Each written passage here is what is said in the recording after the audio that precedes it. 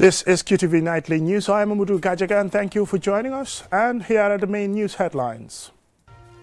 President Barrow concluded his nationwide Meet the People tour in grand style on Monday, hosting a spectacular meeting in the capital Banjul. Meanwhile, following the last stop of the tour, President Barrow held a post-tour press conference at the State House reflecting on the success and lessons learned from his recent Meet the People tour. At the final government monthly press conference of 2024 at the Sir Dawda Kairaba Jawara Conference Center, the Minister of Information and Media Broadcasting Services, Dr. Ismaila Ceesay, and other government officials provided an update on the government's latest projects and programs. At the 7th edition of the GRA training on revenue laws, the Gambia's Commissioner General, Yankuba Dapo, urged staff to deepen their legal knowledge by familiarizing themselves with laws governing the authority's operations. The National Human Rights Commission held the grand finale of the 5th edition of the Sir Dawda Kairaba Jawara International Human Rights Moot Court competition under the theme Protecting the Fundamental Rights of Migrants and Their Families. Those were the news headlines, and now the news in detail.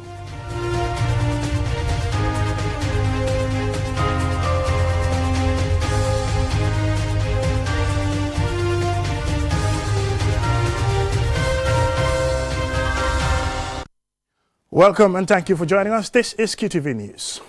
President Barrow concluded his nationwide Meet the People tour in grand style on Monday, hosting a spectacular meeting in the capital, Banjul.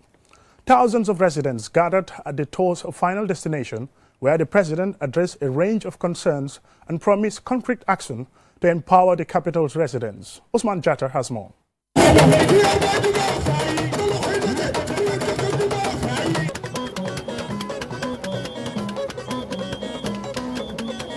The grand finale of the Meet the People tour saw lively performances from local musicians and displays of traditional dance and clothing, symbolizing the unity and rich cultural heritage of the Smiling Coast. This vibrant meeting was graced by Vice President Mohamed B.S. Jallow, senior government officials and traditional leaders. The atmosphere became charged following President Barrow's arrival.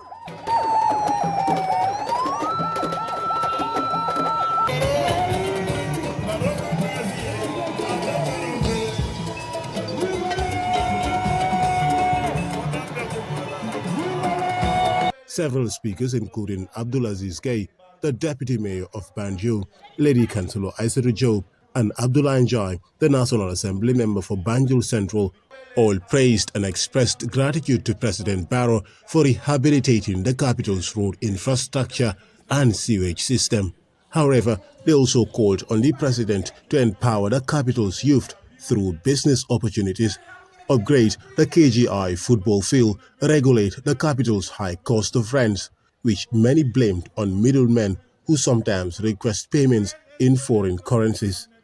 Other issues raised included the development of a proper burial site for the city, plus the construction of an oven for women fishmongers to smoke their wares, the establishment of an abattoir for livestock dealers, and recreational centers for children.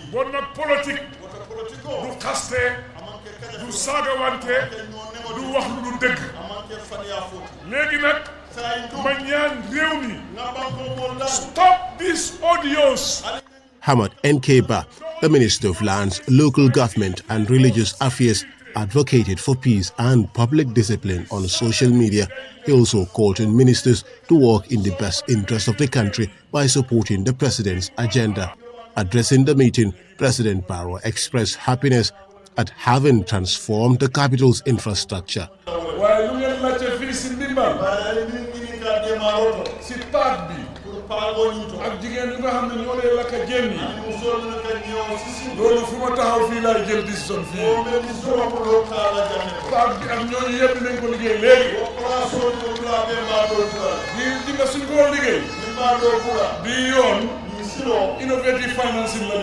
He assured the city's residents that he would address their concerns by engaging all government parastatals and top businessmen to raise funds for the capital's development.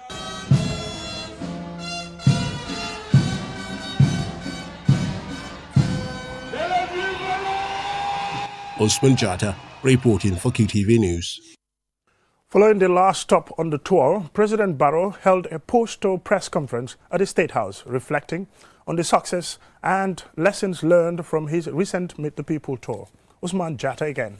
In his address at the post-tour press conference at the conclusion of his constitutionally mandated 3 weeks interaction with citizens, President Barrow expressed gratitude for the warm reception he received from citizens across the country and emphasized the importance of these interactions in shaping future policy. I am really very happy and even amazed that I have gone far as Bolibana, as Sare Dembatoro. Sare Dembatoro is enjoying 24 hours electricity, clean energy for that matter.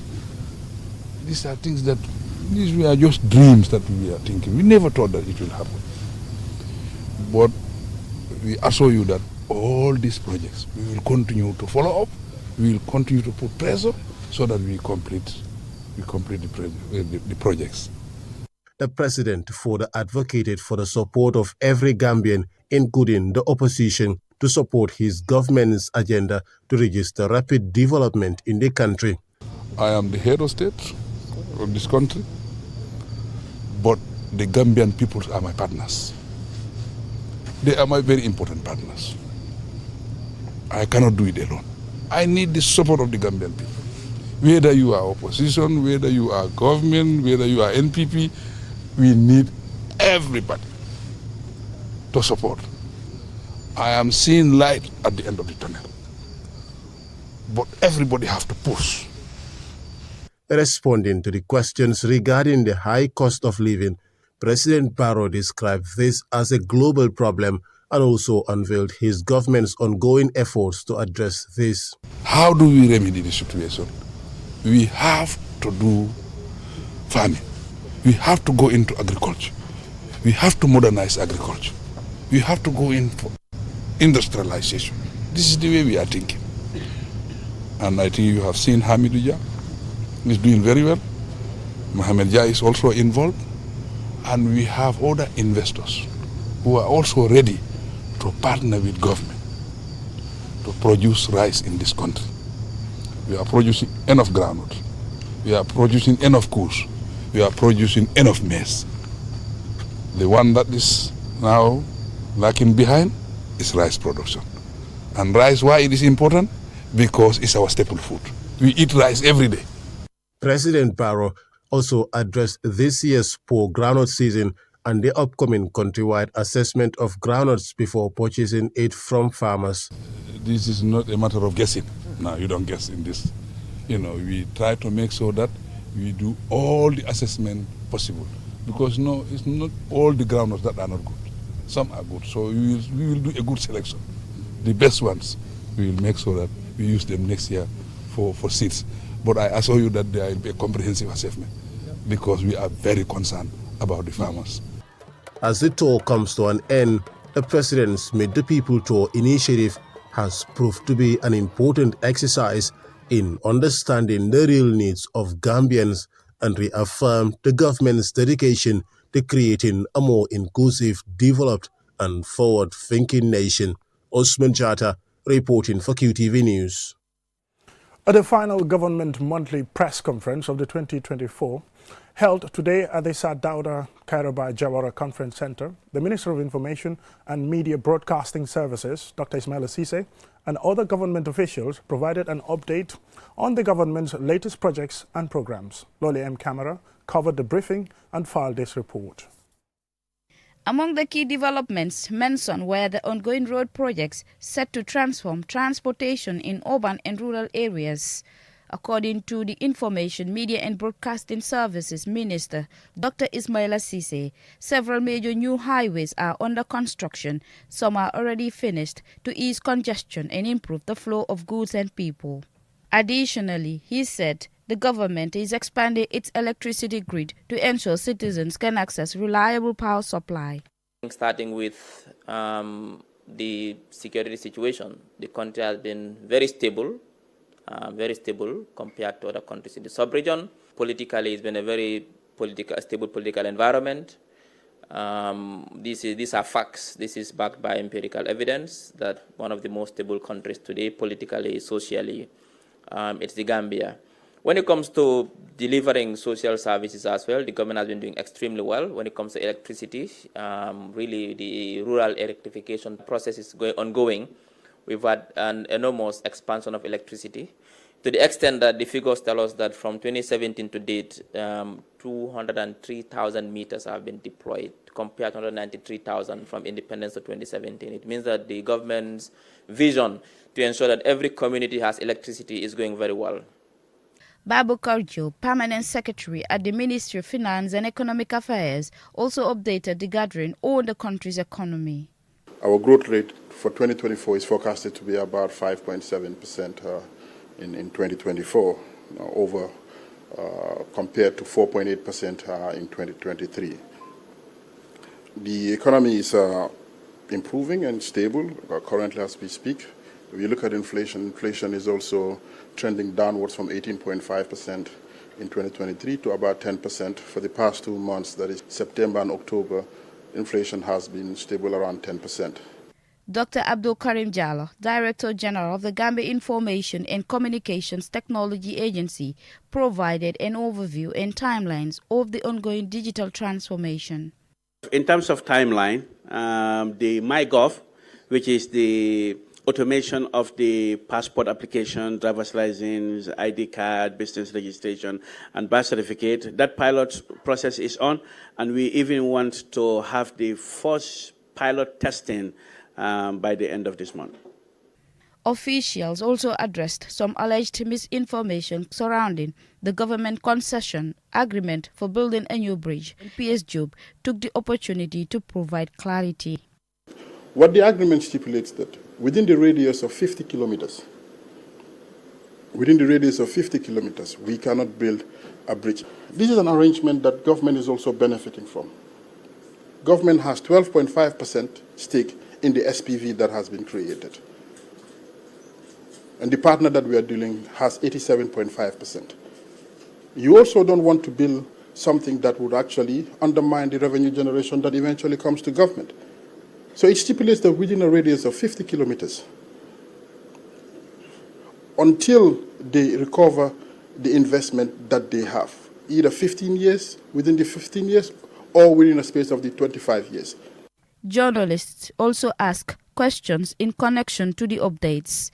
In closing, the minister reiterated the government's commitment to continuous development and emphasized that 2025 will bring even more progress in key sectors. For QTV News, Loli M. Kamara. That will take us to the commercial break, and when we return, we still have some more local news stories. Do stay tuned.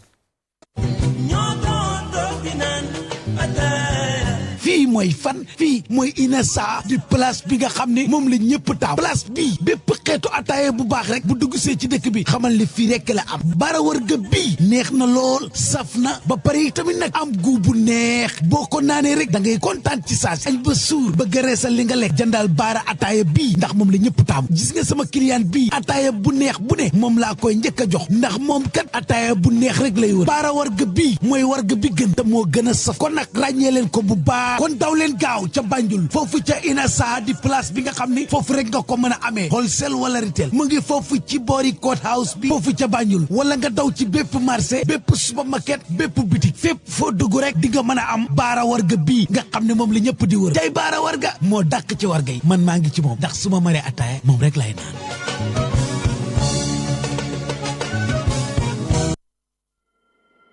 The Gambia Maritime Administration, GMA, was established in 2006 as the Government Maritime Regulatory Agency. In this role, GMA monitors, coordinates and regulates all maritime activities within the Gambia jurisdiction, primarily focusing on coastal, port and flag state duties relating to maritime safety and security, protection of marine environment and pollution prevention. Protection of the marine environment and pollution is cardinal to the blue economic governance and ensuring sustainability of the oceans. Promotion of the Gambia's blue economy is one of the important pillars of GMA's strategic objectives through which it seeks to protect the ocean and other water bodies while ensuring their sustainable use and exploitation. GMA prides itself on adopting best practices in the implementation of its program and policies, and seeks to approach issues relating to the governance of the blue economy in a similar manner. Thus, GMA is inviting you to its Blue Economy Awareness Workshop, the very first and one of its kind, to create the necessary level of awareness and to appreciate the opportunities the blue economy can offer to the Gambia. This is the Gambia Maritime Administration, GMA. We are what we do. Do not be left out. Be part of this very important capacity building event. It is geared towards establishing a formidable stakeholder platform that will harness and promote our blue economy for the socio-economic development of our people. And we are together in this. And together we are strong. Be there with us at Baobab Hotel from 16th to 20th December. Thank you.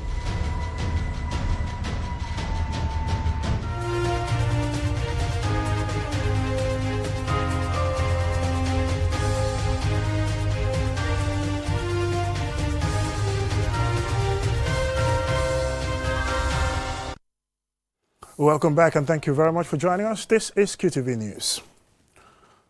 At the opening of the 7th edition of the GRA training on revenue laws, the Gambia's Commissioner General, Yankuba Dabo, urged staff to deepen their legal knowledge by familiarizing themselves with laws governing the authority's operation. More in this report by Ansumane Sonyasi. The training forms part of a series of capacity building programs in the authority's Corporate Strategy Plan 2020-2024. It seeks to enhance the capacity of GRA staff in the enforcement of tax laws. As this latest batch commenced their training, Commissioner General Yankuba Dabo emphasizes his administration's commitment to staff training, adding that it is an integral part of a wider reform agenda currently being implemented to equip staff with the requisite knowledge and resources to enhance service delivery. Today we continue this legacy of capacity building, recognizing that knowledge is not only an asset, but also a responsibility. During this training, participants engage with a range of critical topics includes the following: the GRA Act, which lays the foundation of our authority, the Income Tax and Value Added Tax, the Customs Act, laws governing stamp duty, the payroll tax, among others. And while Commissioner General Dabo hopes the training will enhance staff competency and boost job satisfaction, he implores them to take the training seriously and share the knowledge gained with colleagues who have not been fortunate to participate in the training. We are the authority that is responsible for collection of revenue, major revenues for the country. At the same time, it means that GRA can sue people or take people to court who are in default. But at the same time, people can also sue GRA. So that is why it's very important for GRA officers to understand the laws that they are governing. Because you will always have in mind that in as much as you are given the power to take people to court, but the same people also have the same rights to take you to court where you are in default. Meanwhile, Abdurrahman Bah, the Director of Legal Affairs and Board Services, and Yaya Mane, the Director of Technical Services, joined CG Dabo in stressing the significance of this training program, emphasizing its impact on the institution's overall performance. So it is important that every staff that work at the GRA to understand not just the tax laws, but also understand tax administration as well, and also the relationship between the laws that we administer and the institutions that make these laws as well. This training, one thing that is good about it is that it does not just focus on those that collect the revenue, it covers all other departments. As you know, we are the custodians of the revenue collecting system in this country. And for that reason, our knowledge of the laws is very important for us to be able to apply these laws consistently, fairly, and also to bring about the transparency that the revenue collecting system is supposed to achieve. Since it was launched, over 300 staff have been trained in the administrative processes and procedures needed to assess and collect duties and taxes on domestic and international trade. Ansmane Sonyase for KTV News. On Tuesday, the National Human Rights Commission held a grand finale of the 5th edition of the Sir Dawda Kairaba Jawara International Human Rights Moot Court Competition under the theme Protecting the Fundamental Rights of Migrants and Their Families. Apparently, the event took place at the Sir Dawda Kairaba Jawara International Conference Center. Mamna Bukar has the details. The Moot Court competition is a key activity of the National Human Rights Commission. It creates a platform for university students across Africa to practice and improve their written and oral advocacy skills in various human rights fields. The NHRC, in partnership with the Faculty of Law at the University of the Gambia, concluded the 5th edition of the competition, which has lasted from the 19th November to the 10th of December. The competition brought together human rights practitioners, law students, lawyers, parliamentarians, and civil society representatives. 5 universities from across Africa came together to argue a hypothetical case on the theme Protecting the Fundamental Rights of Migrants and Their Families, which is inspired by migration and its related human rights implications. The University of Calabar, Nigeria, and the University of the Gambia emerged as finalists, and this ceremony aims to celebrate the victors that will emerge and close the 5th edition of this competition. Emmanuel Daniel Juve is the chairperson of the NHRC. The format for this competition allows participants to assume the roles of advocates, arguing complex cases grounded in human rights principles before a distinguished panel of judges. Through this process, they gain invaluable insights into the challenges and intricacies of defending rights in real-world scenarios. At a time when Africa, like many parts of the world, were battling with human rights violations, authoritarianism, and impunity, Sir Dawda Kairaba Jawara played a key role in the drafting of the African Charter on Human and People's Rights, which today is the foundational document for the protection of human rights across Africa. The Moot Court competition is named after Sir Dawda in recognition of his valiant efforts. Carl Frederick Paul commended the honoring of this legacy and shared words of encouragement with the finalists. Regardless of the outcome, each of you is a winner, for you have demonstrated leadership, commitment, knowledge, courage to engage with critical human rights issues. I wish you the best of luck to all the participants, but also may the best argument win. The event also commemorated International Human Rights Day, which was adopted by the UN General Assembly in 1948. The day recognizes the Universal Declaration of Human Rights, which guarantees the rights of every individual everywhere without distinction based on gender, status, religion, nationality, or ethnic origin. Nene MC Cham, the president of the Gambia Bar Association, recognized the commemoration in her statement. The Universal Declaration of Human Rights, as we've already heard, adopted in 1948, asserts that all human beings are born free and equal in dignity and rights. The right to family unity is a fundamental human right that must be protected.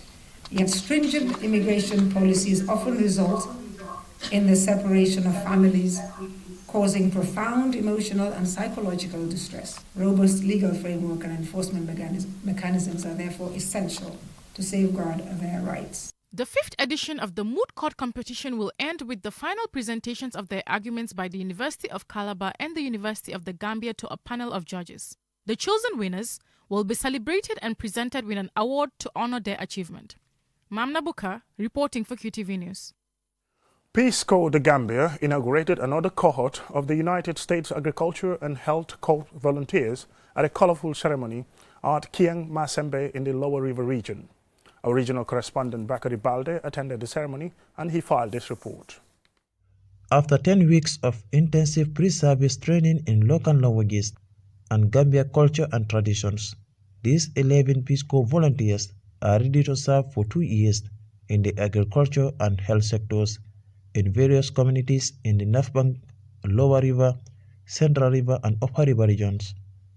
Despite the intensity of the work ahead, the volunteers are prepared to take up the challenge. Sire Molly, the Peace Corps, the Gambia country director, who was herself a Peace Corps volunteer, recounts her days as a volunteer and has this message for the new batch. I know you cannot wait to get to your sites so that you can begin your service. As an RPCV myself, I would be remiss if I was not honest about the ups and downs ahead. The next 2 years of service will not always be easy, and over these years you will be challenged and tested in ways yet unimaginable to you. There will be days in Peace Corps where you truly feel you've conquered the world, and then there will be days where you wonder if you will ever accomplish anything at all. Becky Taylor spoke on behalf of the United States Ambassador, Saron El Koroma. The Peace Corps both signifies and facilitates true understanding and friendship between the people of the Gambia and the United States of America.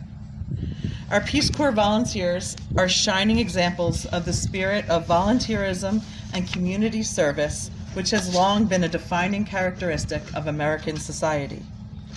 Since our country's founding, volunteer work has been our lifeblood, helping to improve people's lives, unite our communities, and strengthen our democracy.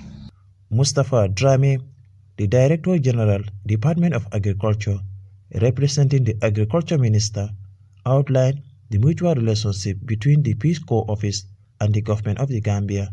He further highlights the significant role these volunteers play in the Gambia. With 57 years of sustained services, an estimated 2,000 Peace Corps volunteers have served in the Gambia. The partnership is continuing growing from strength to strength. Communities, farmers, institutions, and agencies and NGOs who have benefited from Peace Corps volunteer services are increasing. Fode Jadama, Peace Corps, the Gambia's Health and Agriculture Program Manager, highlights expectations of the new volunteers, and Karina Hafner spoke on behalf of the volunteers. I am certain that along with the current volunteers, these volunteers will serve the Gambia and its people very well by providing technical assistance to accelerate development and to promote world peace and understanding the process and in accordance with the goals of the Peace Corps. We are barely real adults, and yet we have taken on monumental labors in a foreign land. We've packed our entire lives into boxes and given up our homes in favor of uncertainty. Since 1961, the Peace Corps has shared with the world America's best precious resource, its people, and the service was first introduced in the Gambia in September 1967. Volunteers serve in 76 countries across the globe. As it is a life-changing experience, volunteers live and work with the communities they serve. The event was well attended by government officials, Peace Corps staff, host families, and a cross-section of the community. Volunteers were awarded certificates of completion. Bakari Balde, QTV News. Well, I'm afraid that's it for the news, and join us again at 10 for another news bulletin.